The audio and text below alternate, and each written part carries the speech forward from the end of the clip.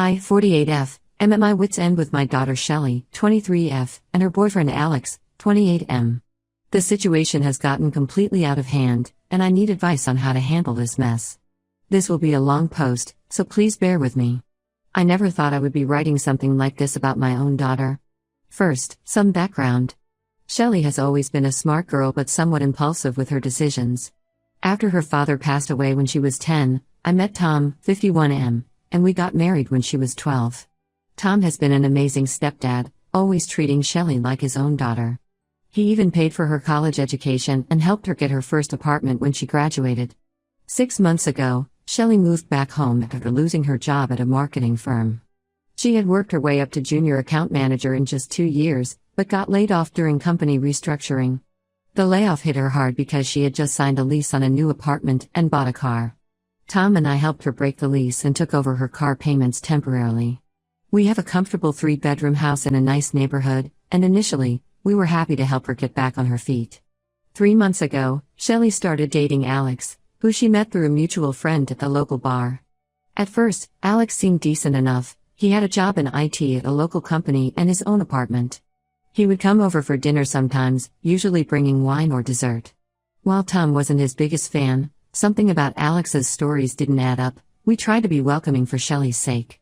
I noticed she started spending a lot of money going out with him, but I figured she was just trying to get over the job loss. Things started going downhill when Alex lost his job last month. He claimed his company was downsizing, but something felt off about his story. The company was actually hiring according to their website. He started spending more and more time at our house, eating our food, using our utilities, and practically living here without contributing anything. Shelley insisted he was actively job hunting, but we never saw him doing interviews or sending applications. Instead, he spent most days playing video games on our TV or sleeping until afternoon. The real issues began when I noticed money missing from my wallet. First it was just $20, then $50, then larger amounts. At first, I thought I was being forgetful about my spending. I even wrote down all my expenses to track them. Then my credit card statement showed several unauthorized transactions at local bars, gaming stores, and even some online gambling sites. I confronted Shelley, and she broke down, admitting that Alex had taken my card because they were desperate for money. She promised to pay it back and swore it wouldn't happen again. She said Alex had a gambling problem but was getting help for it. I was angry but decided to give them one more chance. With strict conditions, Alex needed to find a job within a month, they both had to contribute to household expenses, and there would be no more unauthorized use of our money. They agreed, seeming genuinely remorseful. Alex even showed me some job applications he claimed to have sent out. Last week, I discovered that not only had Alex not been job hunting, but he'd been running some sort of online gambling operation from our home Wi-Fi. He was using multiple devices to place bets and seemed to be involved in some sketchy online forums. When confronted, instead of apologizing, he became aggressive and told me to mind my own business. He said what he did on his own devices was his private matter. Shelley defended him, saying I was being too controlling and that we should be more understanding of their situation. She said Alex was just trying to make money the only way he could. The final straw came yesterday when I found out they had taken my spare car keys and crashed my new car while joyriding at 2 a.m., something they completely denied until I showed them the security camera footage from our neighbor's house. The car had significant damage to the front bumper and side panel, and they hadn't even planned to tell me. They had just parked it back in the garage and acted like nothing happened. When I showed them the footage, Alex actually laughed and said it wasn't a big deal since we had insurance. I told them they needed to leave immediately. Shelley started crying, saying they had nowhere to go and that I was being cruel. She brought up how her real dad would never treat her this way. Alex had the audacity to suggest that we should pay for the car repairs since we're more financially stable and have good insurance. He said it was partly our fault for keeping the spare keys where they could find them. Tom backed me up, saying they had crossed every reasonable boundary, but Shelley accused him of never really being her father and just wanting to get rid of her. She said he was jealous of her relationship with Alex. Now they're both upstairs, refusing to leave, claiming tenant rights since they've been here over 30 days. Shelley is threatening to cut contact if we force them out, and she's been telling family members that we're throwing her out on the streets for no reason. She's called my sisters and even Tom's parents, spinning some story about us being controlling and trying to ruin her life. I feel terrible about the situation, but I don't think I'm wrong for wanting them out. They've stolen from us, lied repeatedly, and shown zero respect for our home or belongings. The unauthorized charges on my credit card total over $3,000, and the car damage is estimated at $4,500. Still, she's my only daughter, and I'm worried about what will happen to her with Alex, who clearly has a negative influence on her. I can see she's changed since meeting him. She's become secretive, defensive, and seems to have lost all sense of responsibility. My husband thinks we should proceed with formal eviction and possibly press charges for the theft and car damage, but I'm torn. Am I being too harsh? Should I give them another chance? I need outside perspective on this situation. Edit. Thank you for all the responses. To clarify some points, yes, we have documentation of the theft and unauthorized card usage, but we didn't file a police report because Shelley begged us not to, saying it would ruin Alex's future job prospects. Also, they haven't paid any rent or contributed to household expenses despite promising to do so multiple times. We've spent over $2,000 on groceries alone since Alex moved in. Update 1. It's been 2 weeks since my original post, and I can't believe how much more complicated things have gotten. First, I want to thank everyone for their advice and support. Reading your comments helped me stay strong through what I'm about to share. The day after my post, following the advice of many commenters and our lawyer, we served them with a formal eviction notice, giving them 30 days to leave. We had a police officer present when we delivered the notice, just to be safe. Their initial reaction was pure shock. Shelley's face went white, and Alex actually laughed, saying we couldn't be serious. I don't think they believed we'd actually go through with it. Then things got really ugly. That same evening, Alex started making posts on social media about how Tom had physically threatened him with a baseball bat, completely false, and that we were discriminating against him because of his ethnic background, also false. We didn't even know his background until he mentioned it in these posts. He even tried to claim that he had partial ownership of our house because he'd fixed a leaking faucet and painted one wall in their room. He was telling everyone that he had invested money in home improvements and we were trying to steal his investment. The real bombshell came the next day when my sister Janet called me in tears. Apparently, Shelley had been telling everyone in the family that she was 3 months pregnant, and we were heartlessly throwing out an expecting mother in the middle of winter. She had even sent a fake ultrasound picture to some family members. We later found out she downloaded it from Google. I confronted her about this, and after hours of denying it, she finally broke down and admitted it was all made up. She said she thought if people believed she was pregnant, they would pressure us to let them stay. But it gets so much worse. While Tom was cleaning the garage that weekend, he found some suspicious shipping labels. After a quick search, we discovered that Alex had been selling our belongings on various online marketplaces, including my deceased mother's jewelry collection that I had been saving to give to Shelley on her wedding day. These were irreplaceable family heirlooms, including my grandmother's engagement ring. When confronted, Shelley first claimed they were just holding the items for safekeeping because they thought someone had been breaking into houses in the neighborhood. But we found most items in their room, carefully packed and ready to be shipped to buyers, along with a notebook containing a list of our valuables and their potential resale values. We immediately called the police to file a report about the theft. Shelley became hysterical, throwing herself on the floor, saying we were ruining her life and Alex's future. She screamed that we never loved her and just wanted an excuse to get rid of her. The police documented everything and took photos of the packaged items, but suggested we handle the eviction through proper legal channels since they've established residency. They did say we could press charges for the theft, though. The most heartbreaking part was what happened next.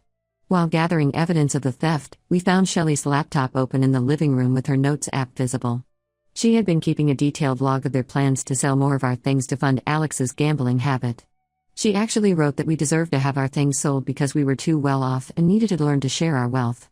She even listed my wedding ring as a future item to sell, noting that since I work from home, I wouldn't notice it missing for a few days. Tom is beyond furious and wants to press charges for both the theft and the credit card fraud from before. He says Shelley is no longer the person we raised and that she's chosen her path. Some family members, though, particularly my older sister and my aunt, are saying we're being too harsh and should help them instead of pushing them away.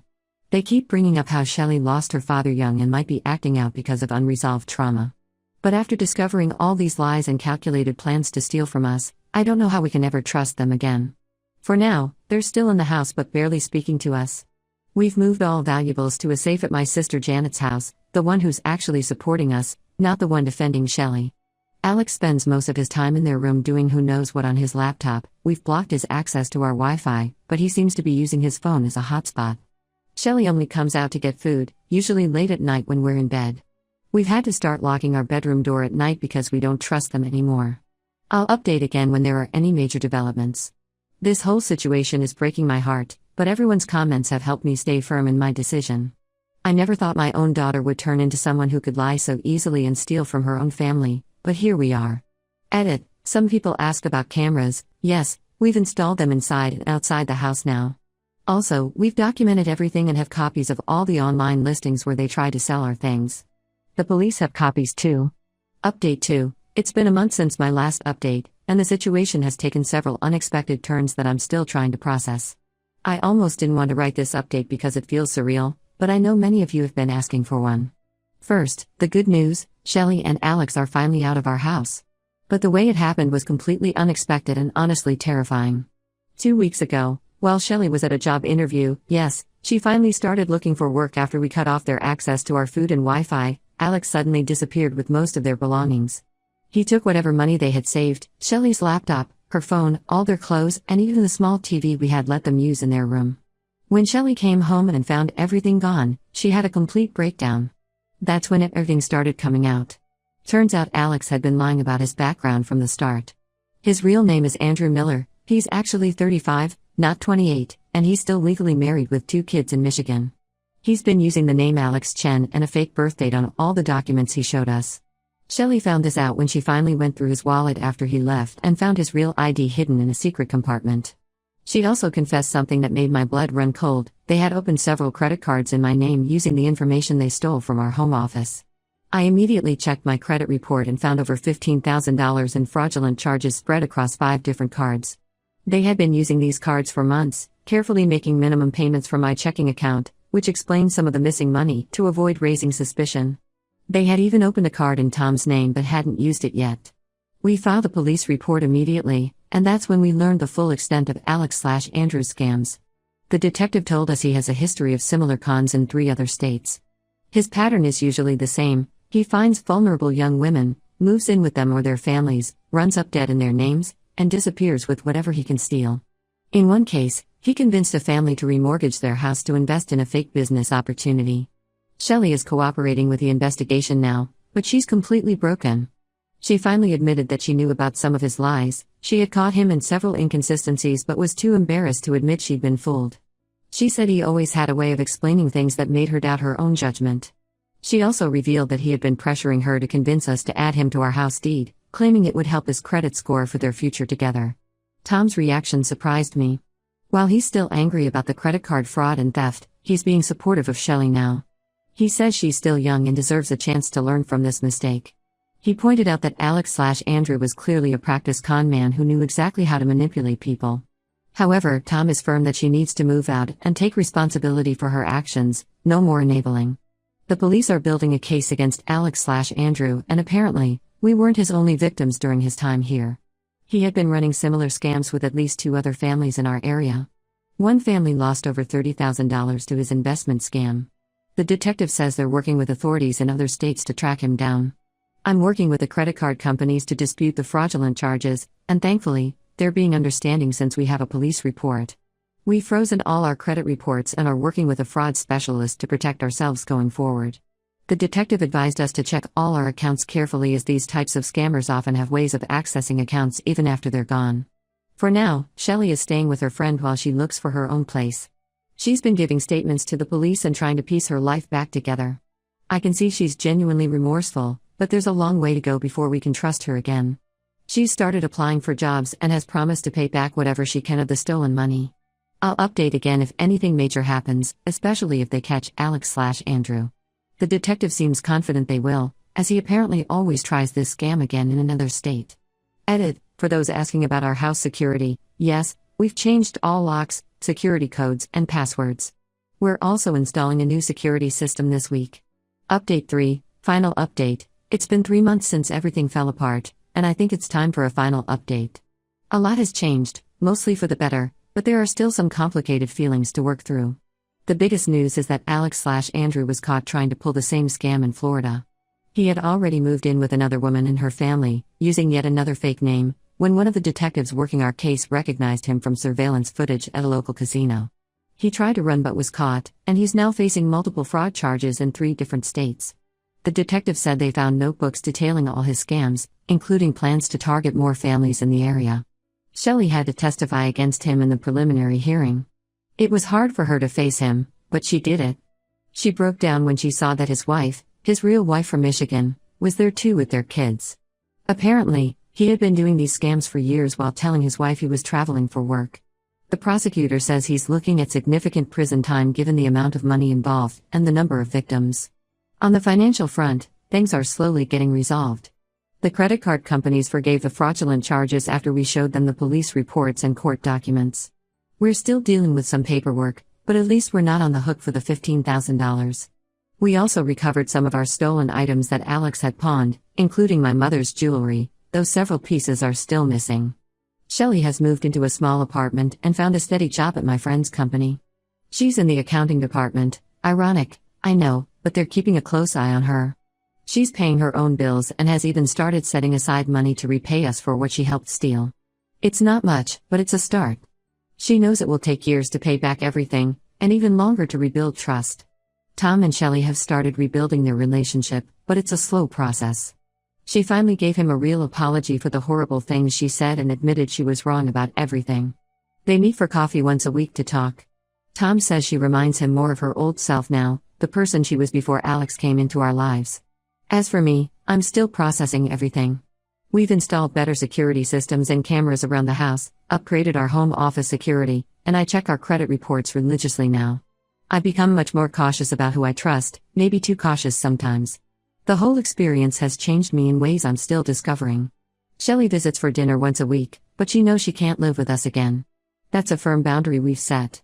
She's actually starting to understand why we need these boundaries, which shows real growth. Some weeks are better than others. Sometimes we can talk and laugh like before, other times it's still awkward and tense. Some family members, especially my older sister, still think we should have been more forgiving and let Shelley move back home. They say she was a victim too. While that's partly true, we've learned that sometimes love means letting people face the consequences of their actions. Shelley seems to be learning this lesson too. I'm sharing this final update because I want people in similar situations to know that it's okay to set boundaries with family, even when it's painful. Sometimes the kindest thing you can do for someone is to stop enabling them and let them stand on their own feet. For those wondering about Alex/Andrew's other victims, they've formed a support group and are working together with the prosecutor's office. Some of them have reached out to thank Shelley for testifying, as her testimony helped build a stronger case against him. This will be my last update. Thank you to everyone who offered advice and support throughout this ordeal. Your comments helped me stay strong when I needed it most.